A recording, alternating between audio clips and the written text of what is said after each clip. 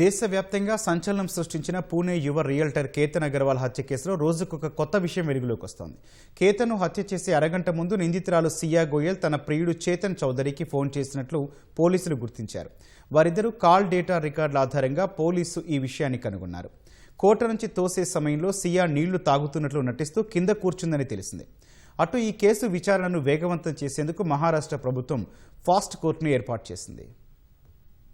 మహారాష్ట్ర పుణేకు చెందిన 26 ఏళ్ల వ్యాపారవేత్త కేతన్ అగర్వాల్ హత్య కేసులో పోలీసుల దర్యాప్తు ముమ్మరంగా సాగుతోంది. నిందితురాలు సియా గోయల్ తో పాటు ఆమె ప్రియుడు చేతన్ చౌదరిల ఫోన్లను ఫోరెన్సిక్ పరీక్షలకు పంపగా కీలక విషయాలు వెలుగులోకి వచ్చాయి. కేతన్ అగర్వాల్ ను లోహ్గఢ్ కోట నుంచి లోయలోకి తోసేయడానికి అరగంట ముందు సియా చేతన్ తో ఫోన్లో మాట్లాడినట్లు పోలీసులు గుర్తించారు. నిందితులిద్దరూ కాల్ డేటా రికార్డులను విశ్లేషించగా ఈ విషయం బయటపడింది. కేతన్ హత్యకు సరిగ్గా 34 నిమిషాల ముందు వీరిద్దరి మధ్య రహస్య సంభాషణ జరిగినట్లు పోలీసులు తెలిపారు. తన లొకేషన్ తో పాటు చుట్టుపక్కల పర్యాటకులు ఎవరూ లేరన్న విషయాన్ని ఈ కాల్లోనే సియా చేతన్కు తెలియజేసి ఉంటుందని పోలీసులు అనుమానిస్తున్నారు. హత్య కుట్ర బయటపడకుండా ఉండేందుకు గత 3 నెలలుగా వాట్సాప్, ఇన్స్టాగ్రామ్ లో జరిపిన చాట్లను నిందితులు డిలీట్ చేశారు. ఫోరెన్సిక్ నిపుణుల సాయంతో ఆ చాట్లను రిట్రీవ్ చేసేందుకు పోలీసులు ప్రయత్నిస్తున్నారు. నిందితులిద్దరూ హత్య చేసినట్లు కోర్టులో నిరూపించేందుకు ఇంటర్నెట్ ఐపీ అడ్రస్,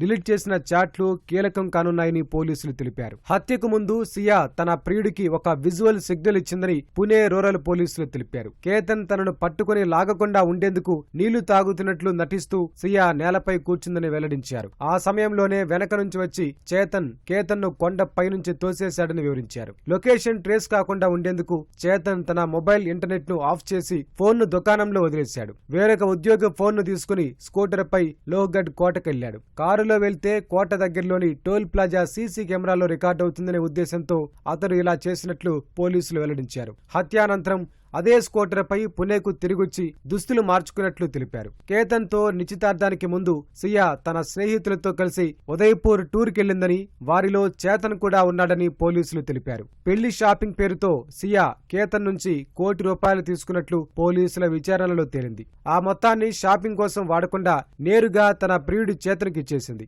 అతడి వ్యాపారం వృద్ధి కోసం సియా ఆ డబ్బులిచ్చినట్లు తెలిసింది. తాను ఆర్థికంగా స్థిరపడటానికి కనీసం 3 ఏళ్ల సమయం పడుతుందని చేతన్ సియాతో చెప్పినట్లు సమాచారం. కేతన్ హత్య తర్వాత ఎవరికీ ఎలాంటి అనుమానం రాకుండా ఉండేందుకు 3 ఏళ్ల పాటు పెళ్లి చేసుకోకుండా ఉండాలని వారిద్దరూ ఒప్పందం చేసుకున్నారు. ఆ తర్వాత పెళ్లి చేసుకుని సియా కుటుంబ సభ్యులను ఒప్పించాలని వ్యూహం పన్నారు. బాధితుడి కుటుంబ సభ్యుల విజ్ఞప్తి మేరకు ఈ కేసు విచారణను వేగవంతం చేసేందుకు మహారాష్ట్ర ప్రభుత్వం ఫాస్ట్ ట్రాక్ కోర్టు ఏర్పాటుకు ఆమోదం తెలిపింది. స్పెషల్ పబ్లిక్ ప్రాసిక్యూటర్ గా సీనియర్ న్యాయవాది, రాజ్యసభ ఎంపీ ఉజ్వల్ నికమ్ ను నియమించింది.